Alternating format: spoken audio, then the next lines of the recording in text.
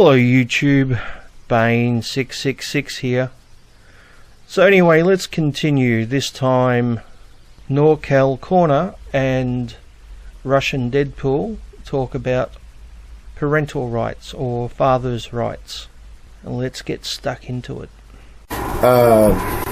You are against father's rights. That, yes, I am against certain forms of it, but I think I'm more against the whole reactionary principle of it. Reactionary principle? I honestly don't know how to respond to that. You know, I'm not a father, and I'm fucking glad I'm not a father in this day and age, because dads can't win, basically. If you don't take part in your child's life, then you're called a scumbag and a deadbeat dad, and you're looked down upon. But alternatively, if you actually do want to take part in your child's life, we get this bullshit.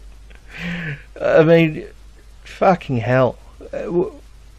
Dads just can't fucking win, can they? I do believe that fathers should have the right to see their kids. I believe that they have a right to jump through the same hoops that women do. Well, considering that mothers get default custody of their children, there's not a whole lot of hoops for them to jump through now, is there? Next. Especially if they're dealing with CPS and the courts and stuff like that, assuming that they did something wrong. You know, if you beat your wife and children, then yes, you should probably not see your wife and children. You definitely should not see your children for a while. But the same goes for women as well. If you are abusive or something like that, then yeah. Yeah, I totally would agree with this, but I'd just like to add one thing. This obviously should be based on proof and evidence, as opposed to just allegations. If we just leave it open to allegations of abuse, then what will happen is that parents in a custody dispute will just start accusing each other of abuse, which is pretty much what happens these days anyway. So yeah, just I would agree with your points, except to add that if there are allegations, they need to be proven for that one reason. Next.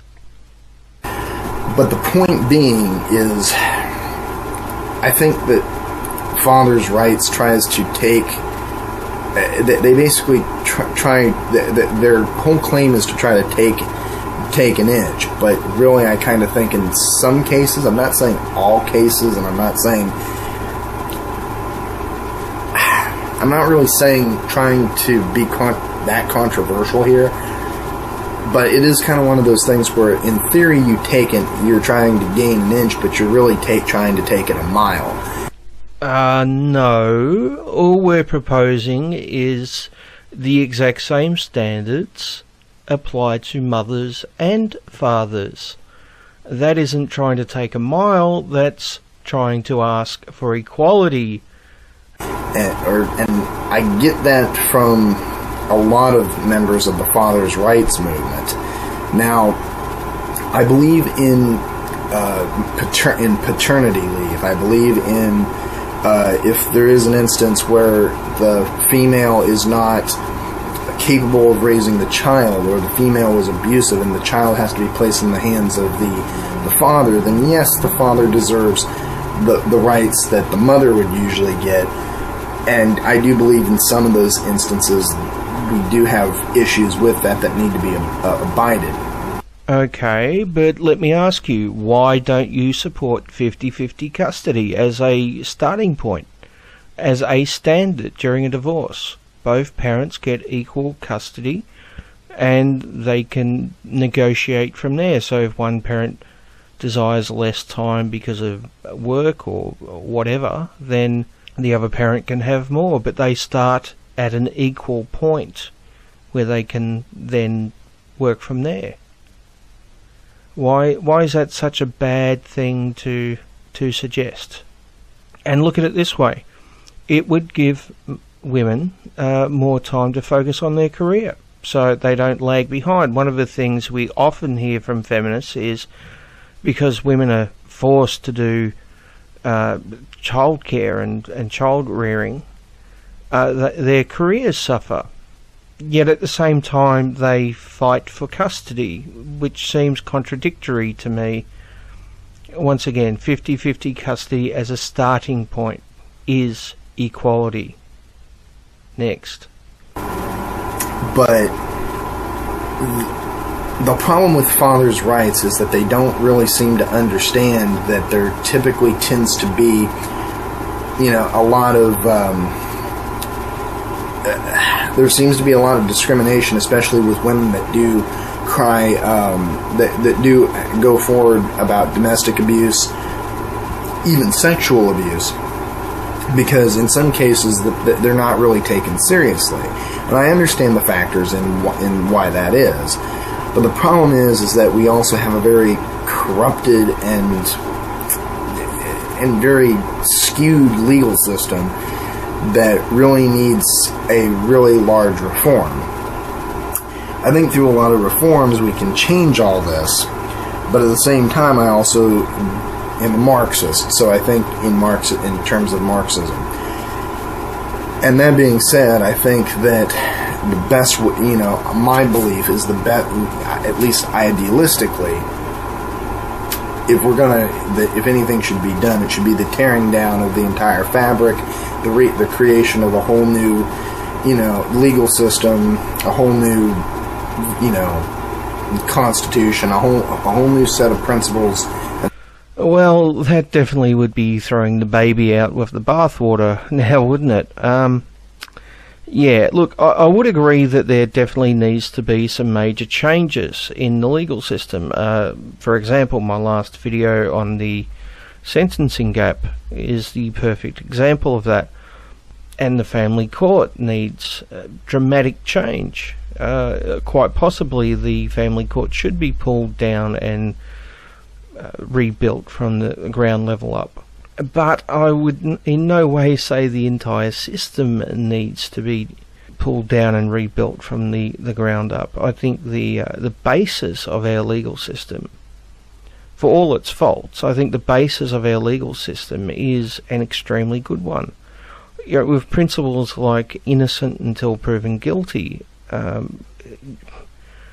really hate that there are people out there who are trying to play with these principles. They're trying to pull them apart and try to diminish them and replace them with guilty until proven innocent in a lot of cases. And I think it's very dangerous too. Stuff to go by, and something that I think would be best solved when it comes to men and women and their rights and their issues and blah blah blah, whatever you want to go, I think would be better left at the table. And that's the idea of paternal and maternal rights. So that can go back and forth and stuff like that, yada yada yada. Why not just have parental rights, the stock same standard rights for males or females, whether they're in a heterosexual relationship or a gay, lesbian relationship or whatever. If you have two parents, then those two parents have equal rights to the child after a divorce. Now, if one of those parents wants less time with the children or whatever, then that can be negotiated. But the starting point should be fair and equal custody and equal rights. It's really not that much to ask for. It's just asking for equality, basically. But let's see what Russian Deadpool has to say about the topic. Yeah, fathers should have parental rights. We agree, we know that the feminist organization now is kind of moved against it. We don't agree with that, but then again, there are 31 states in the USA, the guiding light of the modern world, where rapists have visitation rights. You don't think that needs to be addressed? It's a men's issue. Kind of makes kind of makes men look bad, doesn't it? You know, as a men's rights activist, one of the accusations I often hear from feminists is that we come into conversations and purposely derail the conversation by saying, what about this or that or whatever. And I can't help but feel that that's what Russian Deadpool is doing right now, is derailing the conversation. Obviously, the vast majority of fathers out there are not rapists, and asking for fathers to have equal custody or equal rights to be parents has absolutely nothing to do with a small percentage of men being rapists and getting custody of their children. Now, the reason why I think this is a derailing tactic is, to my knowledge at least, there are no men's rights activists out there claiming that rapists should have access to their children. Obviously, if someone's been convicted of such a crime, they should not have access to their children. But I go one further than saying just men who are rapists should not have access to their children. I think women who are rapists should also lose access to their children. Let me tell you about a case which came to light last year. It started a few years back when an adult woman slept with an underage boy, and which is statutory rape. And unbeknownst to the young boy, the woman became pregnant. So the boy obviously didn't have any rights to know that he was a father. That is, until he became old enough to pay child support, in which case she took him to court and sued him for back child support. Isn't that wonderful? Not only does a rapist, a convicted rapist, have access to their child, but she sued her rape victim for back child support. What a wonderful system. So yeah, I do think that rapists should lose access to their children. And I also think young boys who are victims of statutory rape should not be held accountable for it. Call me crazy. Anyway, that's it for this episode. So until next one, always remember, don't drink the poison Kool-Aid.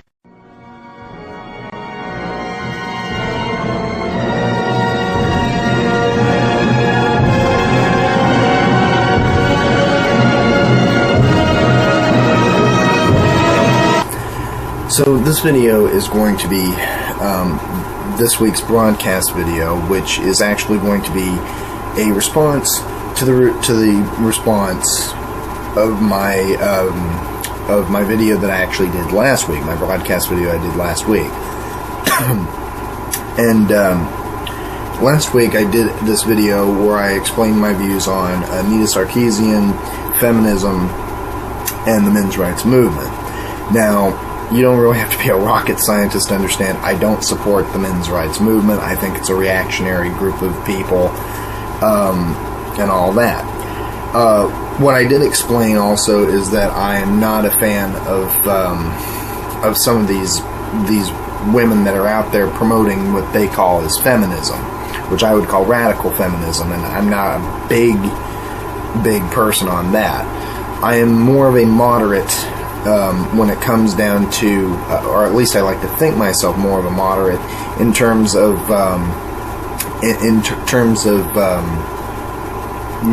gender equality in socialism and gender equality within the Marxist perspective. And I don't really think that's a negative trait. Some might say that I'm a little bit too liberal, a little bit too socially democratic on it, and I don't really care.